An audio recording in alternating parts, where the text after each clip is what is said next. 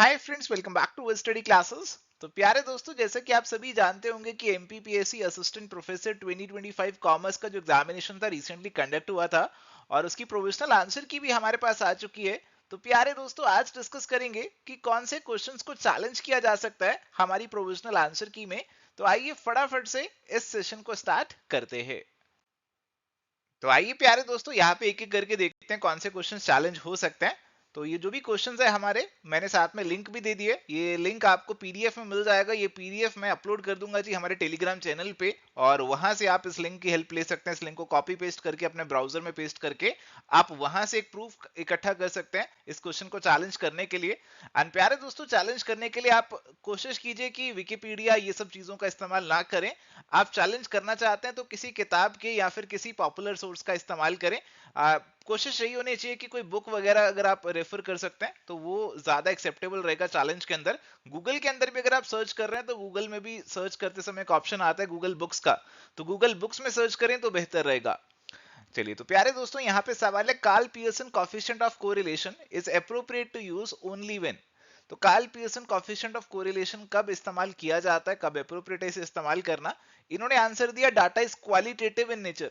देखो, qualitative data का इन्होंने आंसर दिया, बट बेटर आंसर है जब आपका लीनियर रिलेशनशिप हो, वेरिएबल्स के बीच में एक लीनियरिटी की अजम्पशन रहती है Karl Pearson coefficient of correlation में। और इसीलिए प्यारे दोस्तों, correct answer option number C का होना चाहिए। डी वाला इतना अप्रोप्रिएट नहीं है हमारे हिसाब से, और एक लिंक भी हमने आपको नीचे दे दिया है जिसमें लीनियरिटी अजम्पशन की बात कर रखी है। आप किसी और किताब में भी कार्ल पियर्सन कोफिशिएंट कोरिलेशन की अजम्पशंस को जो है देख सकते हैं, और उसे भी एज अ सोर्स यूज कर सकते हैं इस सवाल को चैलेंज करने के लिए। चलिए, तो प्यारे दोस्तों, अभी आपके पास सवाल है, if standard hours for 100 units of output are 400 at rupees 2 per hour and actual hours taken are 380 at 2.25 per hour, the labor cost variances। अब देखो जी, इस सवाल के अंदर गड़बड़ क्या हो गई है। ये सवाल इन्होंने उठाया एक किताब से, एक सोर्स से उठाया, वो सोर्स मेरे को भी मिल गया। अब उसके अंदर ये कॉस्ट वेरिएंस नहीं पूछा हुआ था, उसके अंदर पूछा हुआ था लेबर रेट वेरिएंस। अब ये पूछ रहे हैं लेबर कॉस्ट वेरिएंस, तो कॉस्ट वेरिएंस का फॉर्मूला जो है वो क्या होता है वो आपको अप्लाई करना है। अब कॉस्ट वेरिएंस जो है उसका फॉर्मूला इस लिंक में भी दे रखा है जो मैंने नीचे लगा रखा है, आप इस लिंक को यूज करके चैलेंज कर सकते हैं। इन्होंने सवाल की फ्रेमिंग में थोड़ी सी गड़बड़ कर दी और आंसर वही वाला दे दिया। अब अगर आप आंसर कंप्यूट करेंगे, अगर कंप्यूट करेंगे तो 400 इंटू 2, ये आपकी स्टैंडर्ड कॉस्ट हो गई 800 की। एक्चुअल लेबर कॉस्ट कितनी हुई, 380 इंटू 2.25, अगर आप इसे करेंगे तो ये 855 निकल कर आएगा। इन दोनों का डिफरेंस होगा 55 एडवर्स, ये आपकी लेबर कॉस्ट वेरिएंस बनेगी। बट ये कोई आंसर ही अवेलेबल नहीं है, तो कोई भी ऑप्शन यहाँ पे सही नहीं है। इस क्वेश्चन को जो है हटा देना चाहिए और मार्क्स सभी को मिल जाने चाहिए मेरे अकॉर्डिंग। तो आप इस क्वेश्चन को भी जरूर चैलेंज कीजिएगा।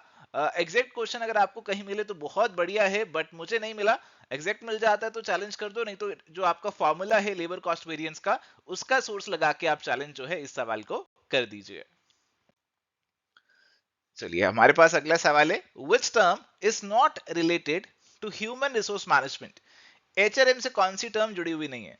तो टर्मिनेशन है आपके पास, तो टर्मिनेट करते हैं एम्प्लॉय को। मून लाइटिंग आज की डेट में देखने को मिलता है कि कई एम्प्लॉयज एक से ज्यादा कंपनी के साथ जुड़ के काम कर रहे होते हैं। वर्क फ्रॉम होम देखने को मिलता है। रीपेट्रिएशन की अगर हम बात करें तो इन्होंने आंसर दिया ऑप्शन नंबर डी, रीपेट्रिएशन। देखो, रीपेट्रिएशन जो है ना वो आपका इंटरनेशनल ह्यूमन रिसोर्स मैनेजमेंट से जुड़ा हुआ है, कि अगर आप एक एम्प्लॉय को बाहर भेज रहे हैं, वो वापस से इंडिया आ रहा है, तो that is refer to as repatriation. तो ये रीपेट्रिएशन जो है वैसे तो जुड़ा हुआ है एचआरएम से, बट ये स्पेसिफिकली इंटरनेशनल एचआरएम से जुड़ा हुआ है। तो इन्होंने आंसर ऑप्शन नंबर डी का दिया है, बट 100% तो सेटिस्फाइड मैं नहीं हूं, और अगर आप भी नहीं है, आपको लगता है कि चैलेंज हो जाना चाहिए, इसके मार्क्स सभी को मिलने चाहिए क्योंकि सभी टर्म्स कहीं ना कहीं एचआरएम से जुड़ी हुई है, तो आप भी इस क्वेश्चन को बेझिझक होकर चैलेंज कर दीजिए। मैंने एक लिंक नीचे डाल दिया जिसमें एचआरएम के कंटेक्स्ट में रीपेट्रिएशन की बात कर रखी है। आप किसी और लिंक का इस्तेमाल करना चाहें तो वो भी कर सकते हैं। चलिए, तो प्यारे दोस्तों, अभी सवाल है, which of the following best represents the full range of entities that can be marketed. तो किसको मार्केट आप कर सकते हैं ये आपसे पूछा जा रहा है जी। और आंसर दे रहे हैं option number D, consumer goods, political campaigns and tourism destinations, जो कि मेरे हिसाब से नैरो है, फुल रेंज को डिनोट नहीं कर रहा है। आंसर बेटर है ऑप्शन नंबर बी का, जिसमें physical product, services, ideas, person, place, events, information सब कुछ आ रहा है। तो ये मेरे हिसाब से बेटर आंसर है, और एक लिंक भी मैंने आपको यहाँ पे दिया है, और इस लिंक में आपको देखने को मिलेगा व्हाट कैन बी मार्केटेड। आपको इसमें पॉइंटर्स देखने को मिलेंगे, उसमें व्हाट कैन बी मार्केटेड में ये सारे पॉइंटर्स आपको देखने को मिलेंगे कि हाँ इन सभी चीजों को मार्केट किया जा सकता है। इसके अलावा अगर आप कोई और मार्केटिंग की किताब रेफर कर रहे हैं तो वहां पे भी आपको डेफिनेटली मिल जाएगा कि किस किस को मार्केट कर सकते हैं। तो ये वाले सवाल को डेफिनेटली चैलेंज करना चाहिए मेरे अकॉर्डिंग। चलिए अभी सवाल है जी, under section 13 of the customs act 1962 when is an importer not liable to pay duty on pilfered imported goods. तो आपका जो सामान था आपने इंपोर्ट करवाया उस पर इंपोर्ट ड्यूटी देनी पड़ती है, बट अगर पिल्फरेज का केस है तो उस केस में इंपोर्टर को ड्यूटी नहीं देनी है जी। अब कब नहीं देनी है ये आपसे पूछा जा रहा है। When goods are sold after unloading, अब बिक गए तो देनी तो पड़नी चाहिए। When goods are damaged at the port, तो अगर पोर्ट पे आके फिर बाद में डैमेज हुए तो उस केस में थोड़ा और झगड़ा है। Pilfered goods are not restored to the importer और when goods are stored in a warehouse। देखो इन्होंने आंसर दिया है जी ऑप्शन नंबर डी का। और अगर हम सेक्शन 13 को उठाते हैं, सेक्शन 13 आपको कहते हैं कि अगर आपका सामान पिल्फर हो गया आफ्टर अनलोडिंग और अभी प्रॉपर ऑफिसर ने उसे क्लियर करवाया नहीं था तो उसको उस केस में इंपोर्टर को ड्यूटी नहीं देनी। ड्यूटी वो तभी पे करेगा जब इंपोर्टर को सामान रिस्टोर कर दिया गया, when the goods are restored to the importer after pilferage. अगर रिस्टोर हुआ तभी ड्यूटी देनी है।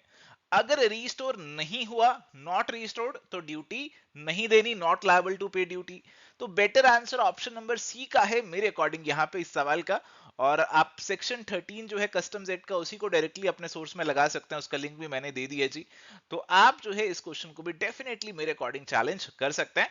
तो प्यारे दोस्तों ये कुछ सवाल थे जो मुझे लगता है चैलेंज होने चाहिए। आपको क्या लगता है इन सवालों के बारे में, आप नीचे हमें कमेंट सेक्शन के थ्रू बता सकते हैं। कोई और सवाल आपको लगता है चैलेंज होना चाहिए तो आप वो भी डिस्कस कर सकते हैं कमेंट सेक्शन में। और एक्सपेक्ट कर रहे हैं कि यहाँ पे चैलेंजेस जो हैं उनको आपका जो कमीशन है वो जरूर यहाँ पे कंसीडर करेगा। अगर आप चैलेंज करते हैं, गो हेड करते हैं, आप डेफिनेटली करिए। और जो लिंक्स वगैरह आपको सोर्सेज वगैरह दे रखे हैं इस पीडीएफ में, ये अपलोड हो जाएगा हमारे टेलीग्राम चैनल पे, तो आप उसका बेनिफिट जरूर लीजिए और वहां से जाके चैलेंज जो है जरूर कीजिए। एंड प्यारे दोस्तों अगर आप एवर स्टडी क्लासेस के कोई भी कोर्स को लेने का सोच रहे थे तो अभी सभी कोर्सेज पे आपको एक एक्स्ट्रा डिस्काउंट देखने को मिल रहा है, जिसमें फ्लैट 51% ऑफ चल रहा है जी सभी कोर्सेज पे। चाहे आप यूजीसी नेट, चाहे असिस्टेंट प्रोफेसर, चाहे पीजीटी कॉमर्स, कोई भी कोर्स आप चेकआउट कर रहे हैं सभी पे ये डिस्काउंट आप अवेल कर सकते हैं। एग्जामिनेशन क्योंकि पास है तो आपको ये डिस्काउंट देखने को मिल रहा है और कुछ ही समय में ये डिस्काउंट खत्म भी हो जाएगा। तो अगर आप इंतजार कर रहे थे कोर्सेज का या फिर लेना चाहते हैं तो आप डेफिनेटली ये डिस्काउंट का बेनिफिट ले लीजिए, क्योंकि ये ज्यादा समय तक रहने वाला नहीं है। सो थैंक यू प्यारे दोस्तों, ये थी जी आज की हमारी चर्चा MPPSC assistant professor commerce challenge questions के ऊपर। उम्मीद करते हैं इस वीडियो से आपको बेनिफिट हुआ होगा। आज के सेशन में इतना ही जी, मिलेंगे नेक्स्ट सेशन में। Till then goodbye, take care, all the best.